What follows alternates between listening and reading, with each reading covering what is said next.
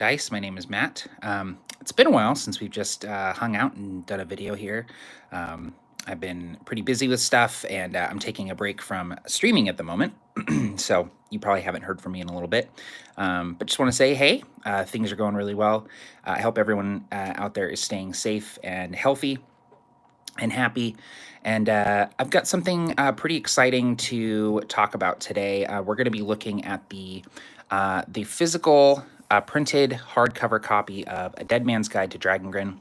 This is a campaign setting and world building toolkit for use with fantasy RPGs. Specifically, it's geared towards the mechanics of 5th edition, but there's a lot in here to love, even if you're not using that system. This is a book that I helped make with Absolute Tabletop, which is an indie publisher that I am a co-founder and managing editor of. If you're not familiar with us, you can check us out at absolutetabletop.com. That's a company that I run with Barker and Tim and James from Tabletop Terrors. And this is a book that we kickstarted a couple of years ago. We funded and ended up taking an extra year to make this book. It was a difficult decision that we had to make, but we kind of retooled a lot of what was going in the book as we were making it. And so it is a long time in the making, but here it is. Really exciting to see, to feel, to just hold it in my hands. And so I thought today I might just make a quick little video, just kind of flipping through it, talking about it a little bit, and just kind of showing you what the book has to offer. And if you are interested in picking up a copy of this, we have PDFs and physical copies available at absolutetabletop.com, and it is also available on Drive-Thru RPG. So yeah, let's go ahead and dive into this.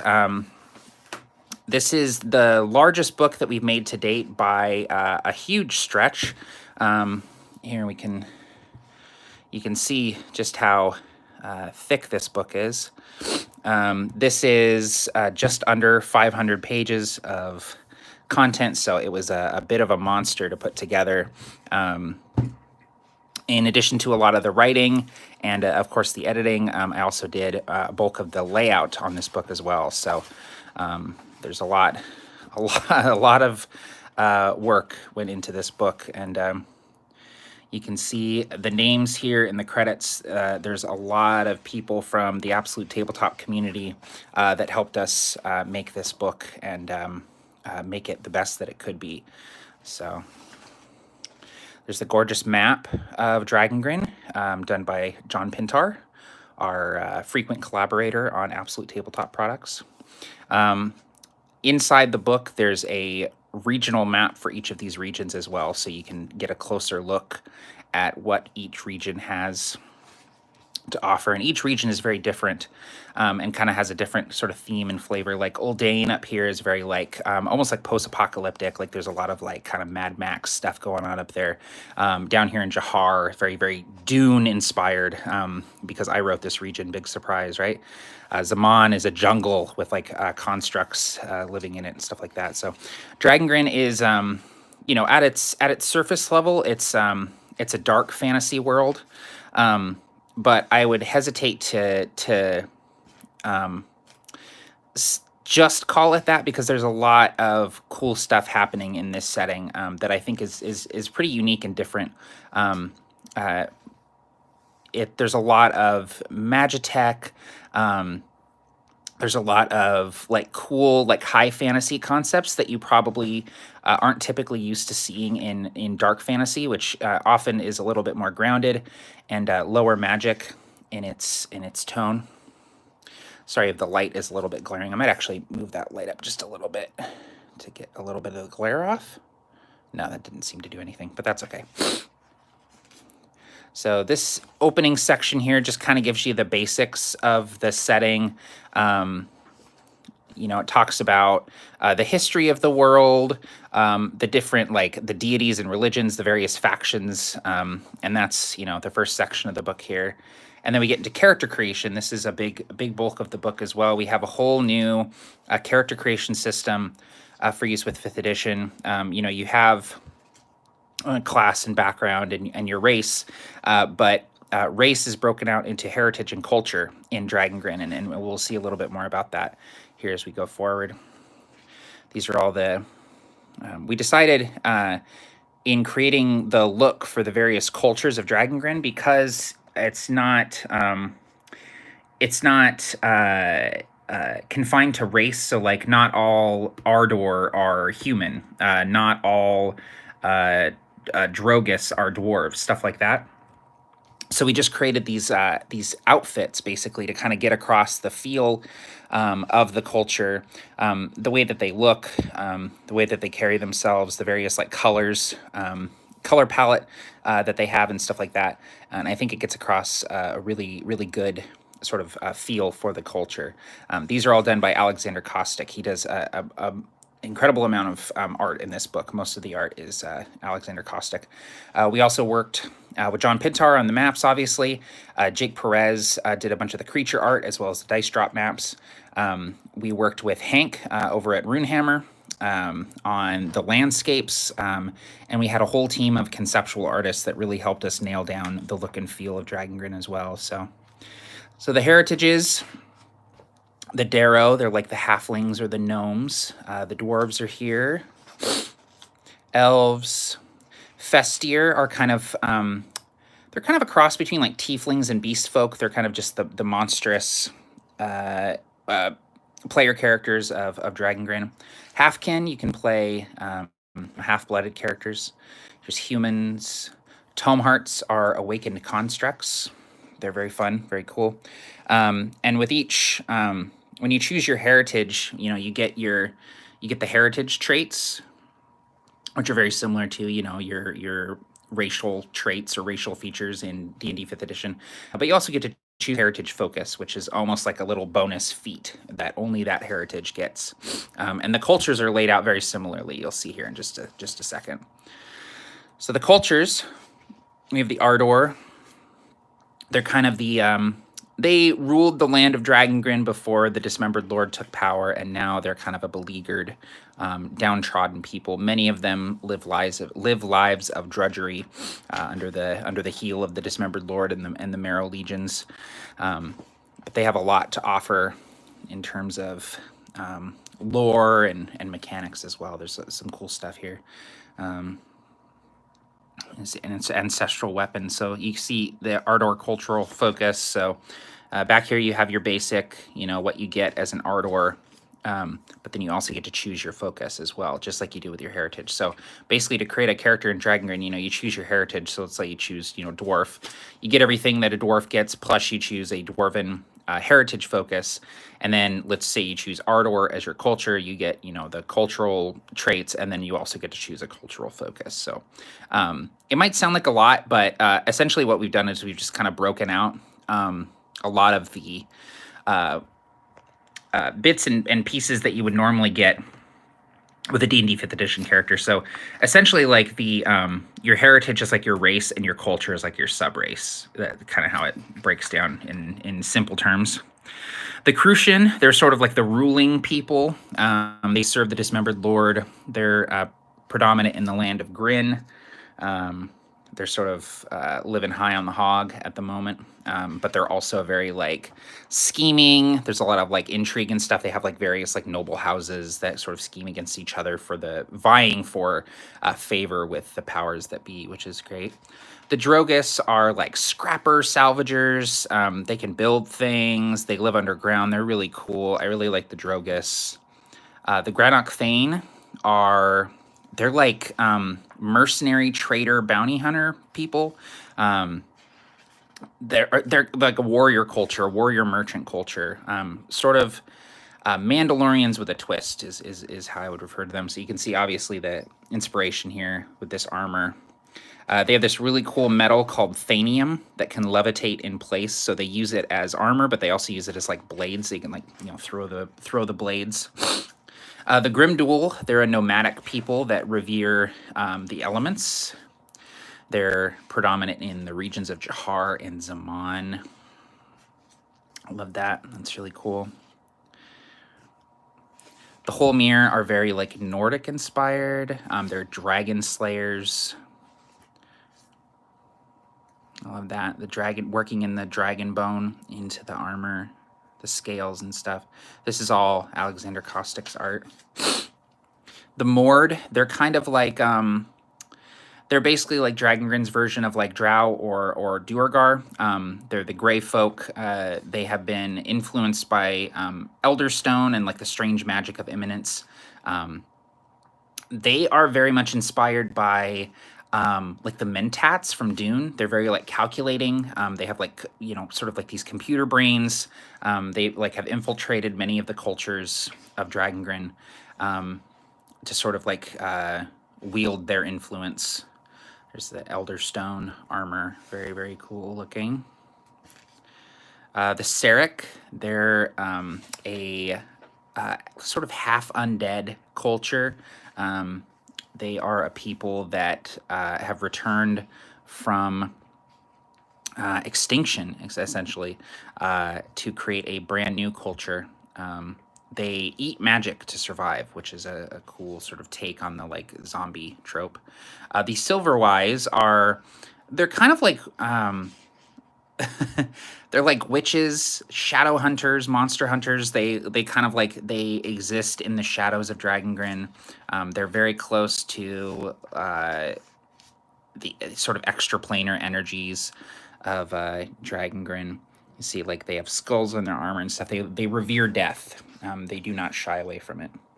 The Talisar, they are mainly elves. They dwell in the floating life tree of Talis, but they are known as hardened warriors. Look at that cool armor that changes with the seasons. You see that? That's very neat. The Zarfin are the scientists, the tinkerers, the inventors, and the creators. They are tied to the Titans, which are this sort of fallen empire. I love that armor. It's so cool. Very Protoss looking. Alexander just absolutely knocked it out of the park with the art in this book. Here's like the languages of Dragongrin. All right, we're gonna kind of go a little bit faster here because this book is so huge. But here's the backgrounds. Lots of different backgrounds to choose from, and I really love here, rather than having, you know, depictions of the backgrounds, we have, you know, what would they carry, their items for all of them. And that, you know, sort of allows you to imagine, you know, your character in this background, because you're not seeing art of a character that doesn't look like your character in that background. So there's some really cool backgrounds. A Shatterfarer is like a pirate. Sellsword, it's really cool. There's some like less common backgrounds, some like wondrous backgrounds, we call them. Bleak Scarred. This is really neat. Distant Traveler, so you come from another world. Astute observers will note that this is a map of Aeronoth, and that all of this is like Convoker gear. I love that. I really, really love that. It's like tying our worlds together further.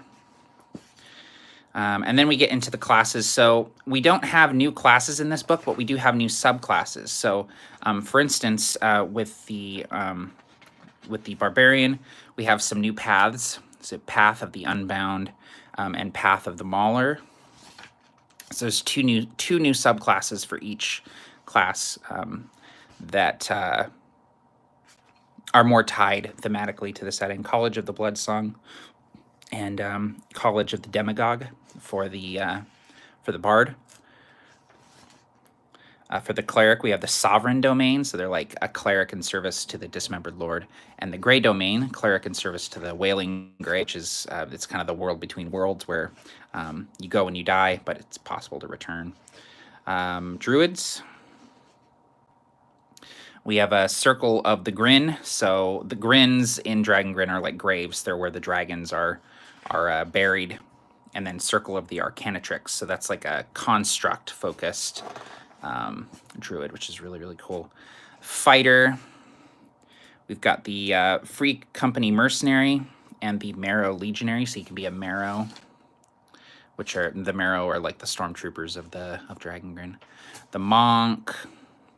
We have the Way of the Ghost Speaker and the Way of the Soul Winds. That's tied to the Soul Winds are what the Grimduel revere, basically.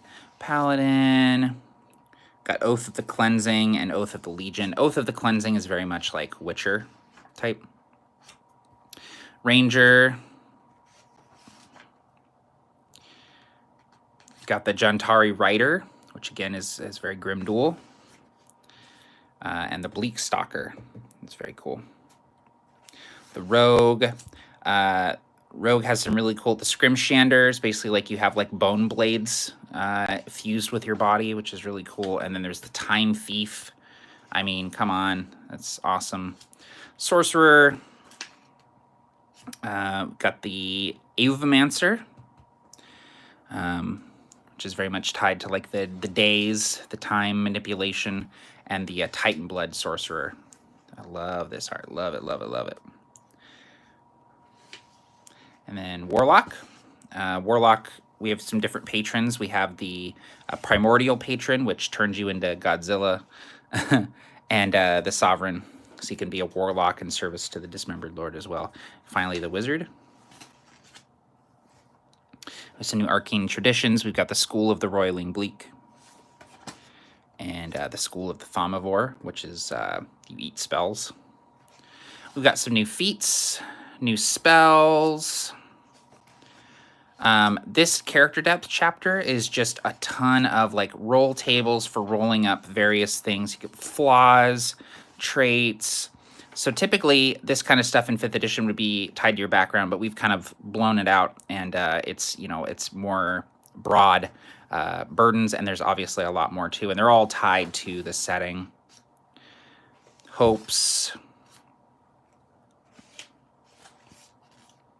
Trinkets and mementos. These are like little items you carry.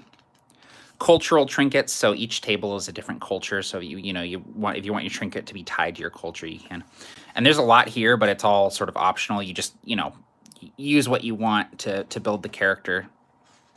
Backstory tables. There's also like character ties, like you can build connections with other characters in the party.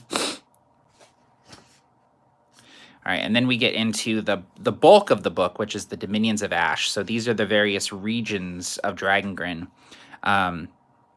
And each region is kind of its own little mini world to explore. These are the Lords of Ash. Each region has a different Lord of Ash who rules it. And these are all characters that you can kind of meet and interact with and get involved in their scheming and stuff. So those are all very cool characters. These were all really fun to design.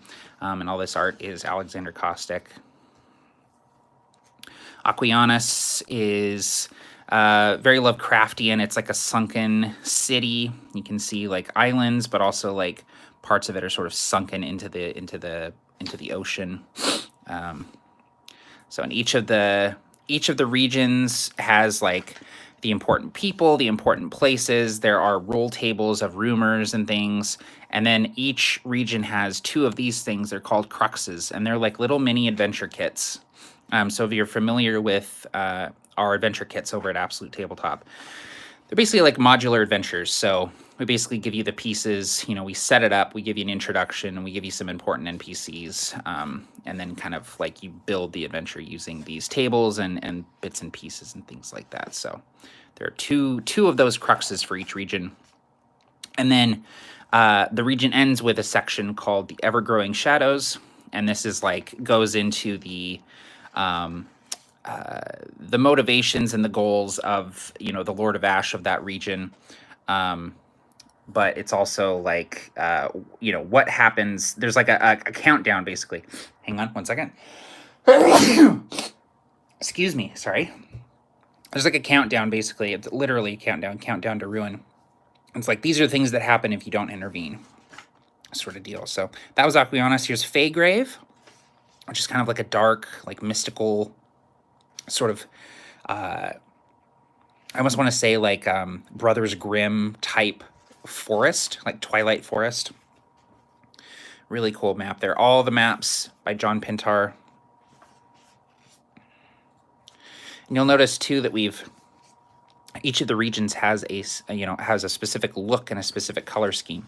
You see the tables for Faygrave are different colors than those of Aquianus, as well as the page elements themselves on the page. And so it's, once you dive into a region, it's the whole the look of the page draws you in, and you feel like, okay, I'm reading about Faygrave right now.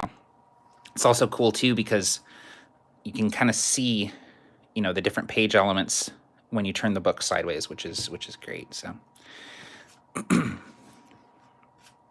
a goblin. Typhon, really cool. So that was Faygrave. Here's Grin. This is like it's like idyllic Mordor, basically. It's where the Dismembered Lord lives, but instead of being a blasted, ashy land of, desolate wasteland, it's like an idyllic sort of Pleasantville type situation, which is really cool. Like, you'll see, just how verdant and beautiful it is. But obviously there's darkness in Grin, lurking in every nook and cranny. That's cool. I I designed these guys, and I was inspired by the Crimson Empire comics from Star Wars, where you had like the royal guards with their double-bladed vibro blades and stuff. So that's kind of these are the Praetorian Marrow. They're like the royal bodyguards, basically, that serve the noble houses of Grin as well as the Dismembered Lord. Let me get into Innis. Innis is formerly like kind of the capital of Dragongrin, but it's obviously fallen with the rise of the Dismembered Lord, and now it's ruled by the orcs of Mog Tarak, and they're sort of terraforming Innis to be a swamp, which is a really cool idea, like magically terraforming a land, and the terraforming is creating, it has side effects. It's creating these like ooze type creatures that are coming up from the ground, which is really, really cool. So Innis is neat because it's like, I don't know, it's just a neat idea to have like a once verdant sort of, farmland turning into this like desolate sort of bog. It's cool. The dragon bound, the terraforming like energies like seeping into these dragon tombs, these grins, and these creatures, these dragon bound, are kind of emerging out of the tombs, like mutated by the terraforming magic. Stuff like that. That's exactly what I mean when I mention like this is a dark fantasy world, but there are some surprising like high fantasy elements. This is exactly what I'm talking about. It's like, yes, it's dark fantasy, but there's also mutant like dragon people like coming up from the ground while you're trying to terraform, this region. So this is Jahar. This is my baby. This is the region that I worked the most on and wrote most of. I really love desert settings in fantasy, and so I really just went wild with this, and just kind of threw in a lot of my inspirations from like Dune and stuff into it. Here's the map, really gorgeous. Yeah, that basically Jahar is like it's a desert, but the sand is like powdered metal. It's like this glittering, gleaming like copper metal. So it's basically like the dust in Jahar is literally like metal particulates, so it's incredibly dangerous. And the dunes are constantly shifting and moving because it's like this magnetic sort of pull on the metal in the sand. Here's my ode to Dune here. These are the tyrant worms of Jahar, big giant burrowing sandworms. That's a cool, that monster. That's sort of our version of a beholder. Pretty terrifying. Sphere. I have a lot of love for Sphere because this is like the first region that we actually like nailed down, and we were like, this is the template that we want. Sphere is very much like gothic horror. It's like vampires, werewolves, that kind of stuff. It's kind of a creepy vibe. A lot of Sarek and undead live there. See like undead creatures. It's in the mountains, so it's cold. It's gray and desolate.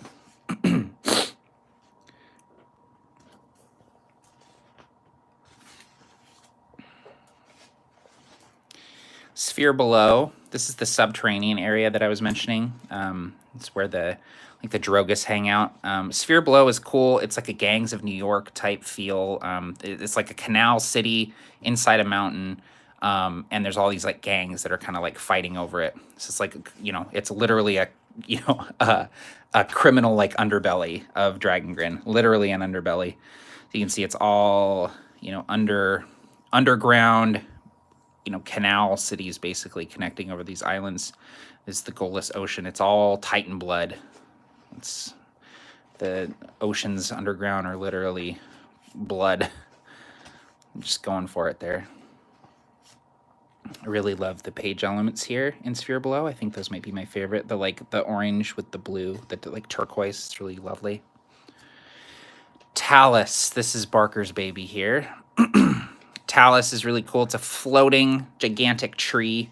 But there's all sorts of weird stuff at play. See, it's like ripped up parts of the ground when it like went up into the air, and there's like cities like built in the boughs and the branches and stuff. Really, really cool.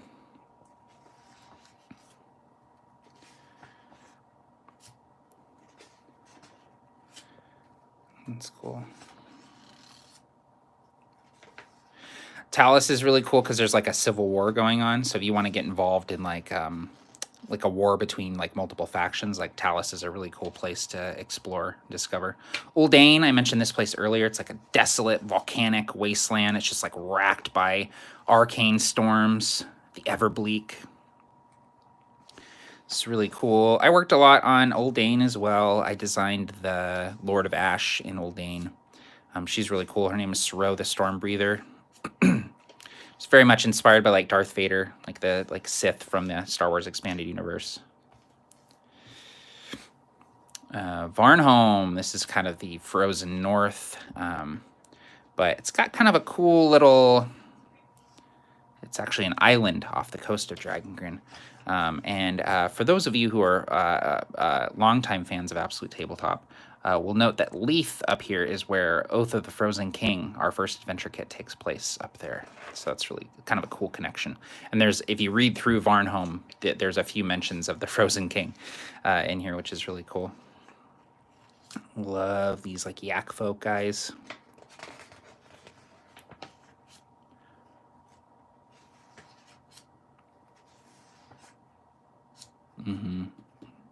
That's very cool.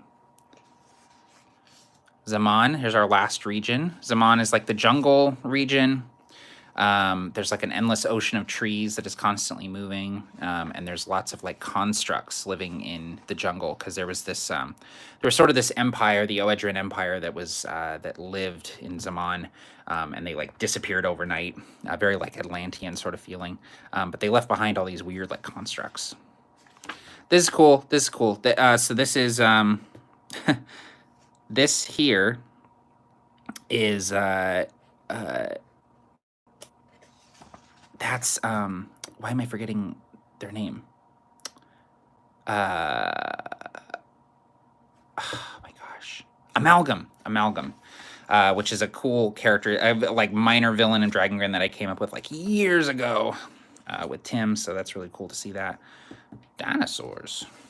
All right, and then you get into the darkness of Dragongrin, and this is like GMing tips, safety tools, like very like modular rules. Like infamy is like a optional rule that you can use. Treacherous travels like the journey system. Brutal champions is like extra combat stuff. Makes like combat and injuries and stuff way more deadly and severe. Glimmer and Doom is like magic items. There's some more optional rules. These are all, you know, you can plug and play. Even if you're not playing in Dragongrin, you can use all this stuff. Then we get into the wonders. So this talks about like the wonders of Dragongrin. So the bleak, you know, the arcane maelstrom from which all magic comes. And it's like the blood that flows through the planes of the multiverse. The Titans, we talk about the Titans, the stuff they left behind. You can like pick up these things called Archons, which are like little trinkets left behind by the Titans, you can see, and you can like build them and take them apart and modify them. It's really cool. Hey, vehicle.